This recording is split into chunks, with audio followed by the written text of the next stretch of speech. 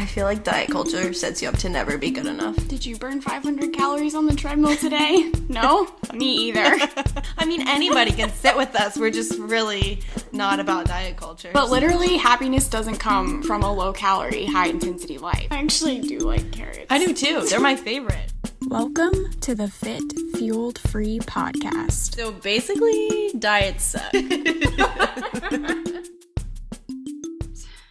Hey guys, welcome to episode 63. I'm Danielle. And I'm Jenna. We're super stoked to be back to recording after our holiday break. And today we're going to be talking about the 7th principle of intuitive eating, which is cope with your emotions with kindness. And before we dig into this content, Jenna has an important announcement to make. Yeah, so I have been teasing this for months, and I'm finally allowed to tell you guys what it is because I've announced on Instagram and all the social media platforms. I recently launched my own workout app. It is a monthly based subscription. It's incorporating mental and physical fitness elements. So you get 5 to 6 new workouts a week.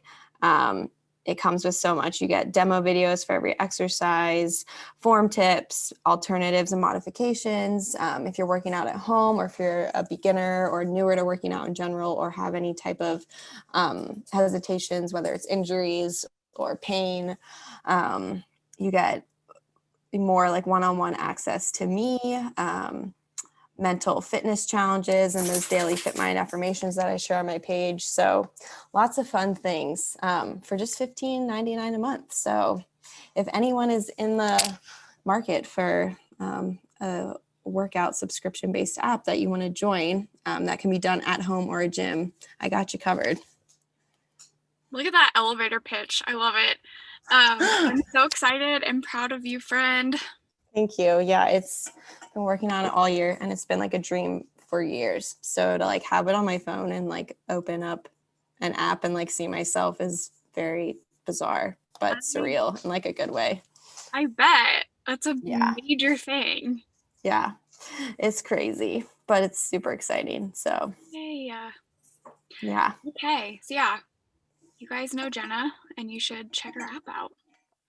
Level Up Fit. Yes. Level Up Fit. Because I want to help you level up your mental and physical fitness. Play on words there. I'm obsessed. Oh my goodness. Okay, so Sawyer's creeping outside of my closet door right now. I don't know what's about to happen, but we'll try and do this. Okay. I'm going to read the little blurb that we always do that's directly from the text about this principle. So first, recognize that food restriction, both physically and mentally, can, in and of itself, trigger loss of control, which can feel like emotional eating. Find ways to comfort, nurture, distract, and resolve your issues. Anxiety, loneliness, boredom, and anger are emotions we all experience throughout life. Each has its own trigger and each has its own appeasement. Food won't fix any of these feelings. It may comfort for the short term, distract from the pain, or even numb you, but food won't solve the problem. You'll ultimately have to deal with the source of the emotion. I think the biggest thing that sticks out to me is what we have been talking about literally since the inception of this podcast is how like happiness doesn't come from a low calorie, high intensity life.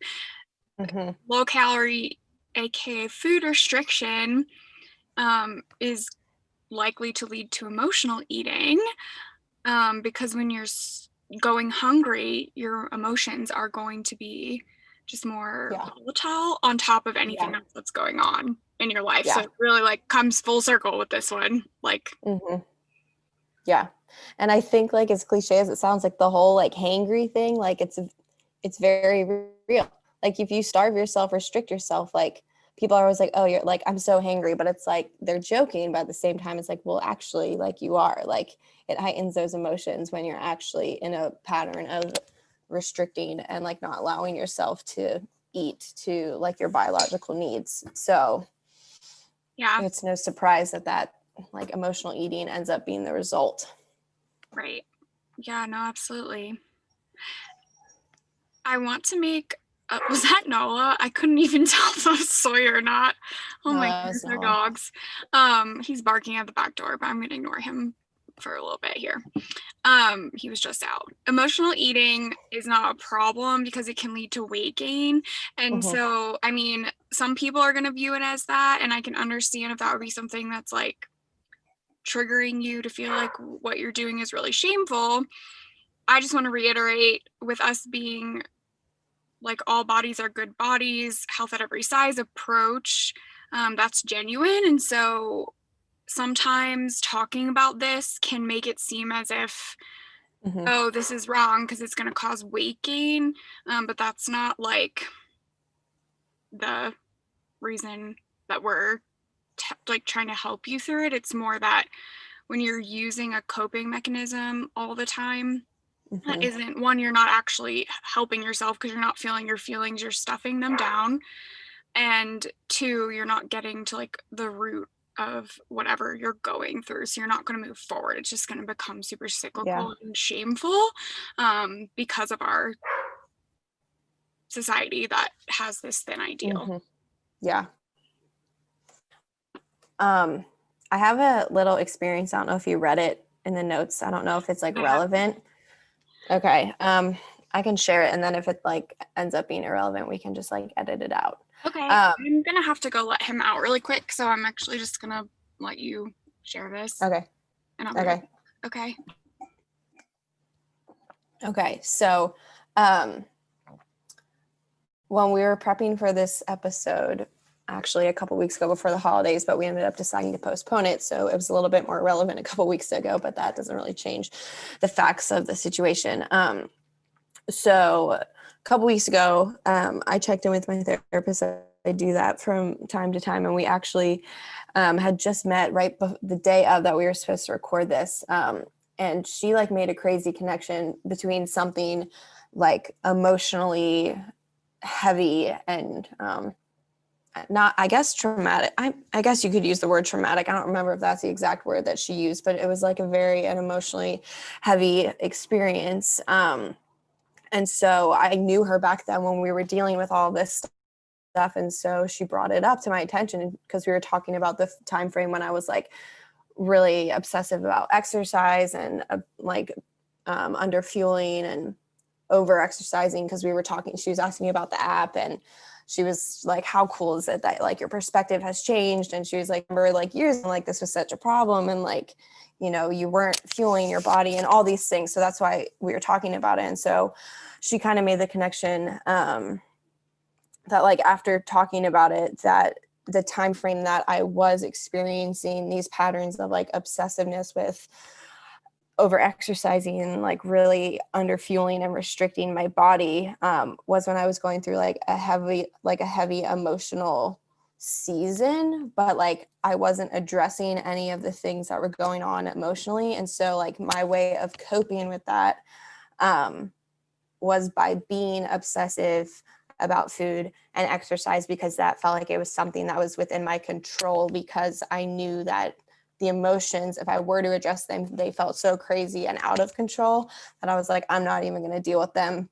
But I didn't like the lack of control I felt when I thought about that experience and like the emotions that I had. So I was like, all right, well, something I can control is my intake and how much I work out. And so I shifted my focus to that and never fully at the time dealt with those emotions, which is why it was cyclical for me in terms of the eating and the exercise, because of that emotional experience. And it wasn't until like the work I did with her, where we fully addressed everything that was going on emotionally, that I started to loosen the reins on like that control with exercise and food. And I just thought it was like somewhat relevant to this, because I was like, yeah, it makes a lot of sense. Like if you like the emotional side of things, if you don't deal with those emotions, you're going to find other coping mechanisms so you can still feel like you have some element of control. But the problem isn't really going to get fixed until we get to the root of it. And I think that's why we like hone in on that message so much, because like we want to help you guys take like a full body approach to nutrition and exercise. And you can't really do that unless you fully address the root cause of whatever it is that you're dealing with. I'm really glad that you shared that, because first of all, it's actually really a cool reflection to Yeah. where you were not that long ago and where you Yeah. are today with it. Yeah. I think that's quite inspiring. And Thanks. also, I do think this is super relevant. Yeah. And I think because we talk about eating disorders and disordered eating so often, like if you're using restriction, you're either going to keep doing that until you crash and burn, or your body is going to make you binge, which is going to feel like emotional eating. So like either way, the restriction is going to be at play. Yeah. So yeah, absolutely.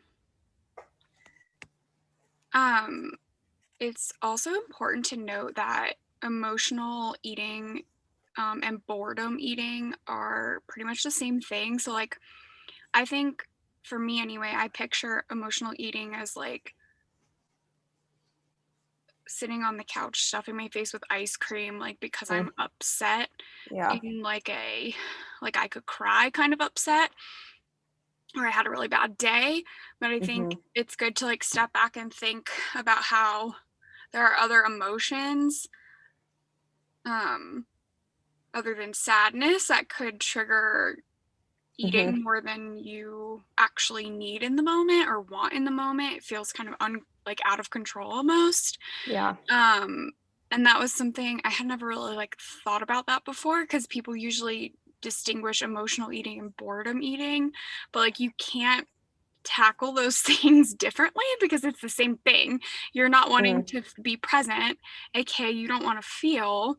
So you're going to eat in order to, again, stuff an emotion. We just don't think of boredom as like That's an emotion. Yeah, In a sense. like that was like even like a learning thing for me going through this. Like, oh yeah, people talk about this all the time, but I never thought of them as like one and the same of filling that void. And it's very true, because I think emotional eating has such a negative connotation because of that shame that people don't want to say, oh, I eat emotionally. Like, oh, I just eat when I'm bored. But it's the same thing. It's just you're covering it in a different way. So that's such a good point. I'm glad you pointed that out. Some food for thought. And again, not to like, not for shame purpose, but just for like stepping back to think, what am I doing here? I think we can all think of a time where we had nothing to do and went to the fridge. Like that's a normal human emotion. But if we fuel ourselves regularly, we can likely be more in tune, which is the whole point of this. And I have to go get my dog again. This is really fun. You're fine. Be right back. Okay, thank you for that intermission. Another thing that I think is important to discuss here is that getting to the root of your problems isn't a morality issue. Just like we talk about how we like to discuss what we do with nutrition and exercise being for health, but like that's just a code word for weight loss. Like we talk about that in our society a lot. And I also believe that like you're not a bad person if you don't care about being healthy. Like it's your body, and at the end of the day, like that's your choice. And quality of life, is likely going to be declined, but if that's like where you're at, whatever. And I think that's the same thing of like being mentally healthy. If you choose not to dig into this stuff, like we're not over here saying we sit on some, oh my gosh, this dog, we sit on some kind of high horse and like we've fixed all our problems. And that's why, because like, first of all, we have not fixed all of our problems, but also we don't think like we're better or you're better because you want to work on this stuff or not. Because I really believe like if you don't want to work on it, it's just not like you're not ready for that yet. And like, that's okay. And I think it's important to just point that out repeatedly, because you're not a good or bad person because you choose to stuff your feelings or avoid unpacking it, and using like skills that you can learn. You may or may not have them because you have to learn those things. And so I think a big part of the shame comes from that. And the way that we are healthy, quote unquote, in our society tends to look like, super skinny white women. Like doing yoga poses and like drinking green smoothies, and like that's just very stigmatizing. And I think that needs to be called out. So that's just my point there, is it's not a morality thing. I just think there's a lot of disclaimers that have to be given when you talk about emotional eating, especially like if we were talking one-on-one with an individual, that could be a different conversation, but just like not knowing each person, I think it's really important to step back and like consider all angles here. And it's just such a delicate part of it. Yeah. And it's not like we're telling you what to do, because we like don't have the power to do that, but we say this all the time. We're speaking from experience, and both Danielle and I can both attest to having disordered eating disorders, like poor relationship with food and body. And so we have done the work, and now being on the other side, us like feeling the freedom and the joy and just like that is possible when you deal with all these things. That's the only reason we share this, because like we want the best for all of you out there, because like, I mean, for both of us, like it's heartbreaking when we like see clients and deal with people who are still so stuck. And so that's why we're so passionate about spreading this message. But there's no shame if you're not ready to do that work, or if you're not seeking healing. Like that's not the angle we're trying to come from. We're just trying to share that on the other side, like it's a lot better. Yeah. And I'm assuming that anyone that has gotten to episode 63 of our podcast like knows that about us. I just like to reiterate that every now and then, because I think like just providing some of that validation that like we're still human and we're not judging, because I think a lot of helping professionals can kind of lose sight of that, and that's just something that's important in my heart not to like portray. And I just like to, when it comes up for me when I'm preparing, I just like to make that point again and again. Yeah. And speaking of not shaming people, emotional eating can actually be life-saving. I heard that once in a podcast, Christy Harrison's podcast. She was interviewing a guest who I can't for the life of me remember her name off the top of my head, but she was just talking about how these coping mechanisms that can be so negative like can actually be very helpful. We've talked about that here before, because like as a child that can often be the number one thing you can utilize because you have control over that.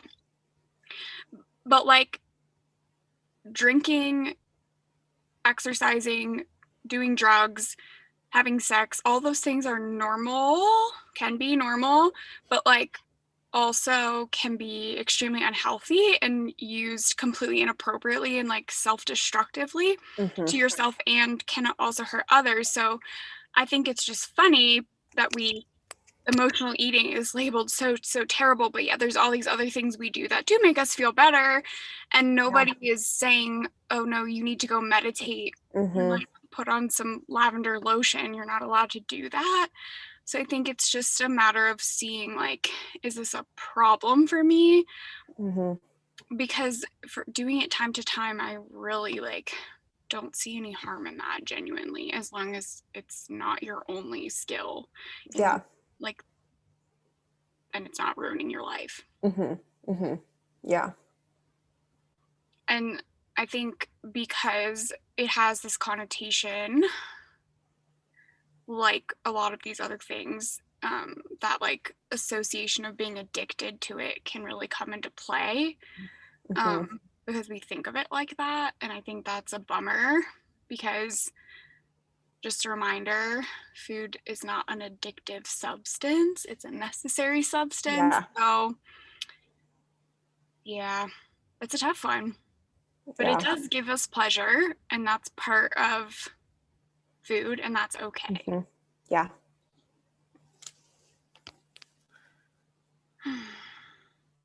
All right, so before we get into action steps, I have a couple other things that were on my mind with this chapter. So my personal like description of assessing if I'm eating emotionally is like, I just kind of think for a second, and it's not this like, I'm not at this point don't feel like I'm perseverating on it or it's this big deal, but it's just like I take a pulse with myself, kind of like if I think about chocolate or ice cream in the evening is typically when I do, and I can assess my emotions and I'm like, is this something that's going to help me to feel better?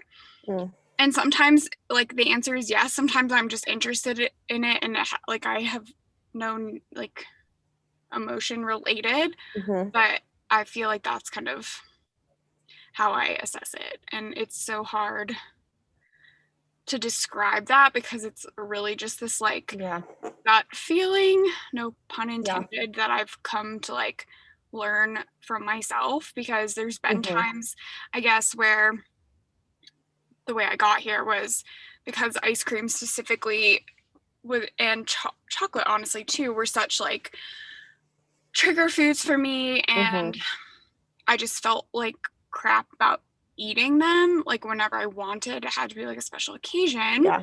And so like to keep that stuff in your house, which we do like always, it took me some time of like knowing whether I actually like wanted that food or needed it for a reason, or if I was just doing it because I could, which was tied to a lot of other things like masking feelings, I think. And so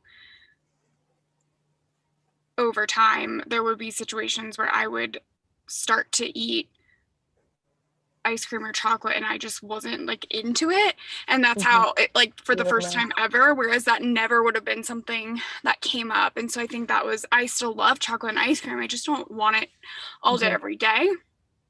And I think that full permission, well, I know the full permission changed that, but it just was like this internal meter over time that kind of helped me to know. And I don't always get it right, but it's just cool to have that ability to like make that choice. Like if I think, oh no, like that's not really what I need right now, I just need to go to bed, but I end up staying up and I keep thinking about it, like 100% I'm gonna go have that thing.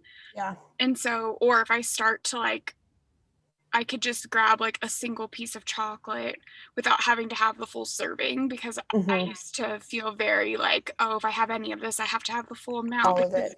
What else do I do with these calories, which is super normal when you have an eating disorder or just like really bad relationship with food.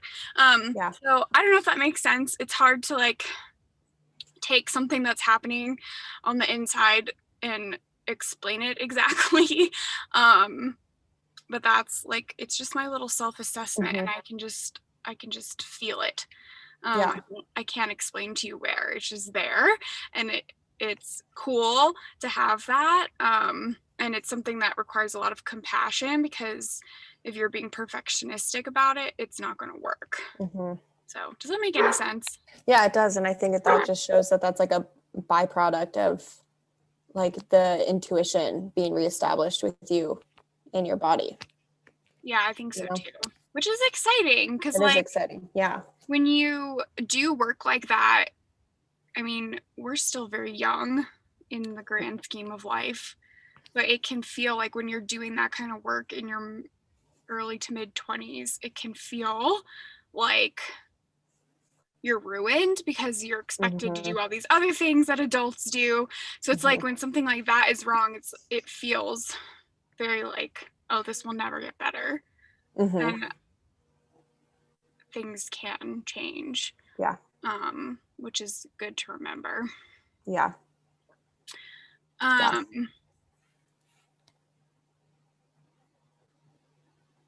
If you often eat when not biologically hungry, you are likely eating emotionally, even though it just tastes good, quote unquote.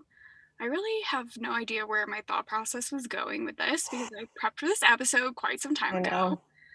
My goodness, what does that mean? I feel like that was important. I think that might have come from the book, actually. Do you remember this part?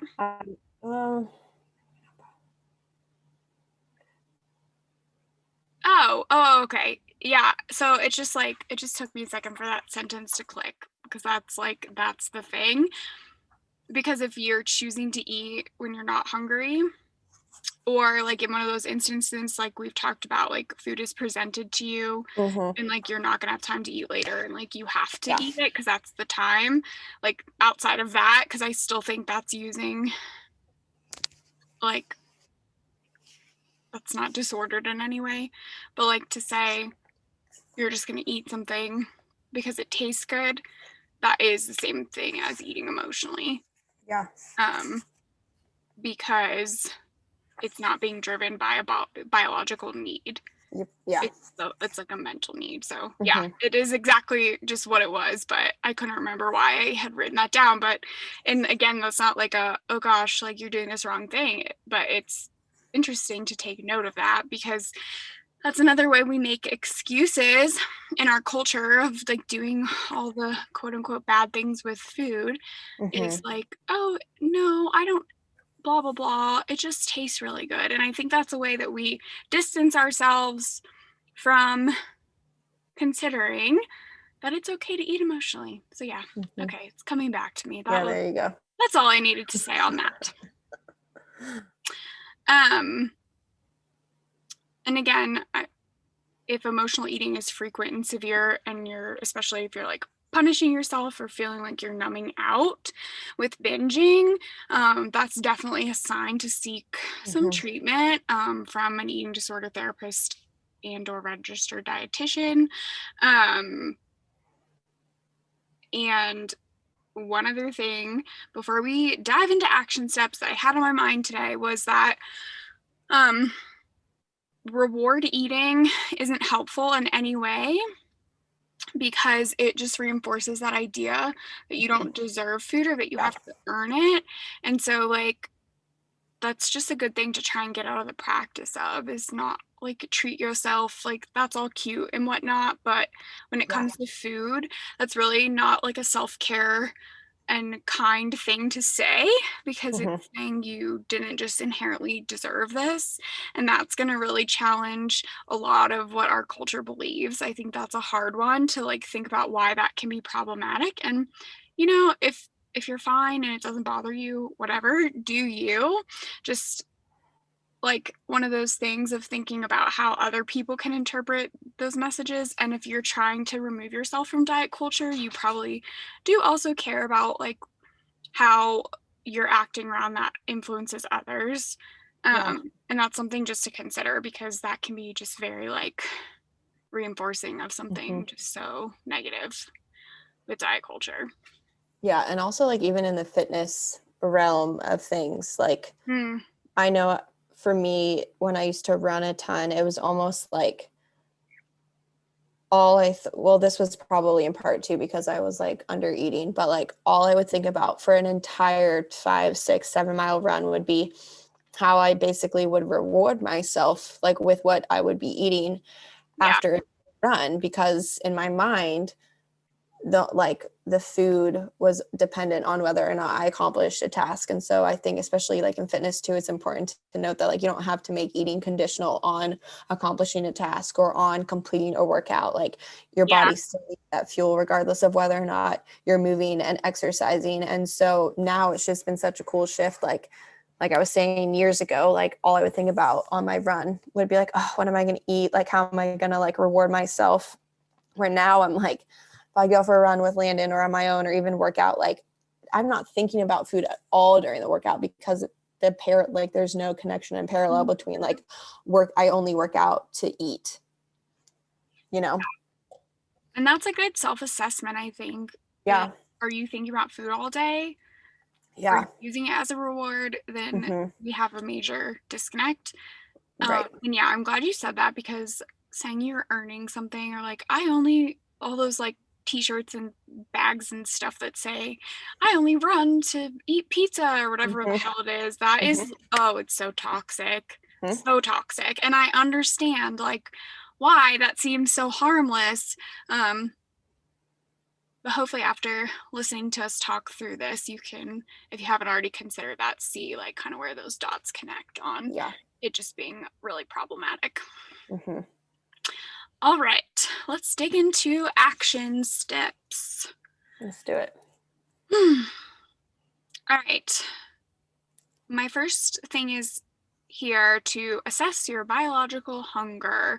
So if you are, well, first of all, you need to make sure that in order to actually do this, that you have reestablished healthy hunger and fullness cues. So you Yes. might have to like scoot back to some previous episodes on this and take a pause before you're really going to be able to do this part. In general, these principles are like guides that aren't meant to be in order, but I think this one, these like last four principles, I think you do kind of have to get those other things down really to be effective with it.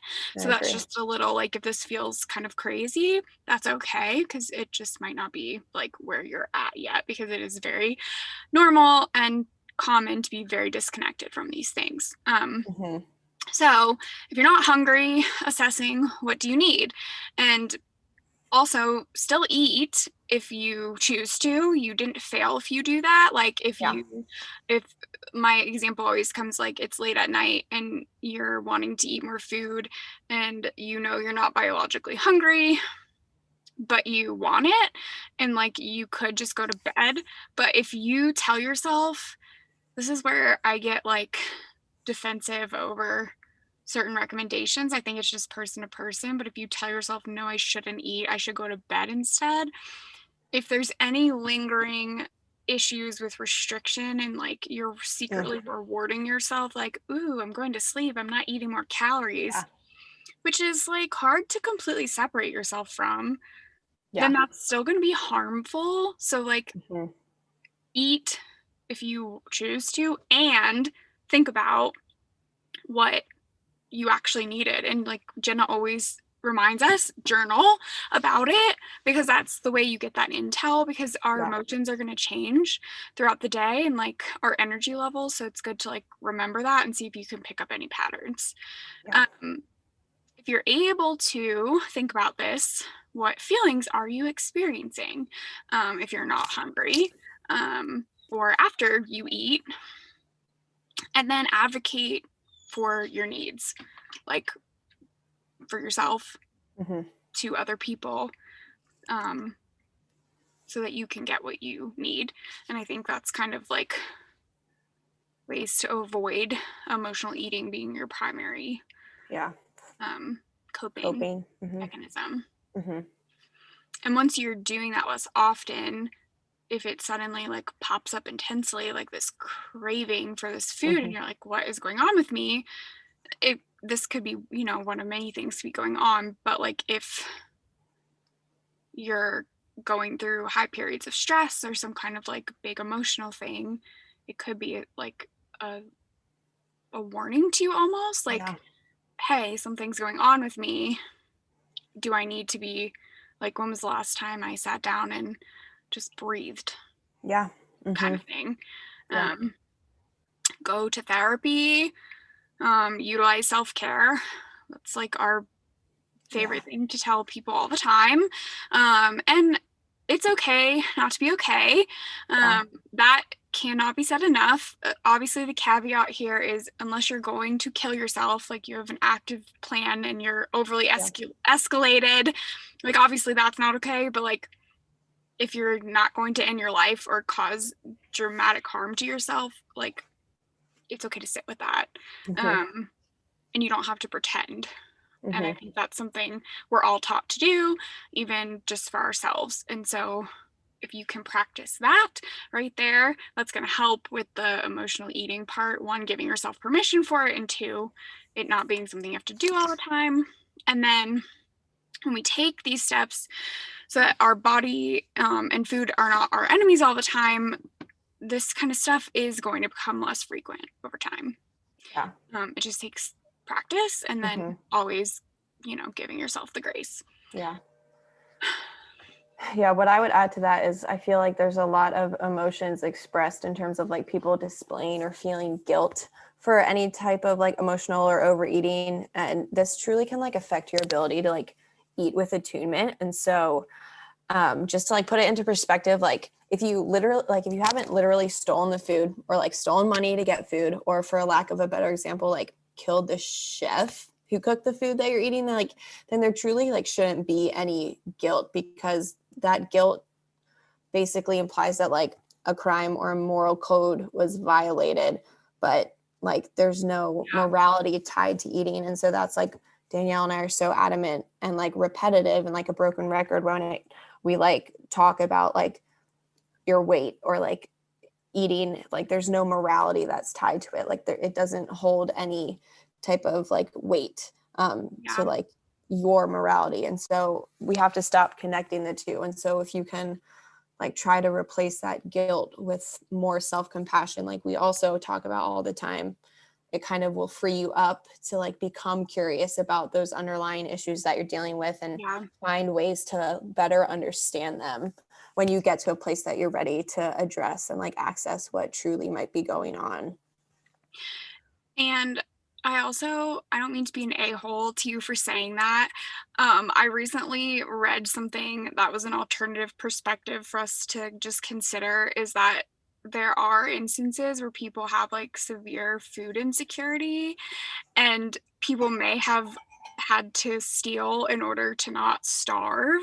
And I know you're a shithead person and you would never like be that way, but I think, which is why I feel weird like correcting you on this or just giving an alternative, but I think if we say that like stealing food should be associated with guilt, I think that is like one of those like economic, like social determinants of health things that can be further stigmatizing for people, even though technically stealing is wrong. So that's just like a thought to put out there.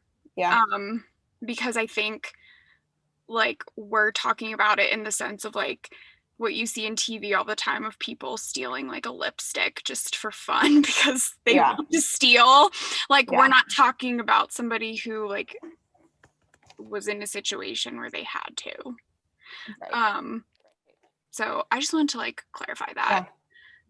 I appreciate that. So but yes, I agree. Like there should be no guilt to that part, and it's to like put all that out there. So I mean, other than that, I really don't have much to add.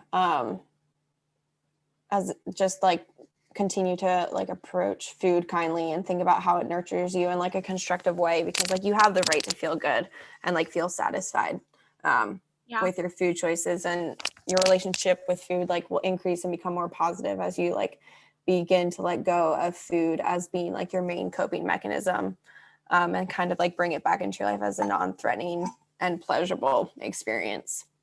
I love it. So thank you guys so much for listening. We're super happy to be back. I think I already said we were stoked, so I'll use a different descriptive word there.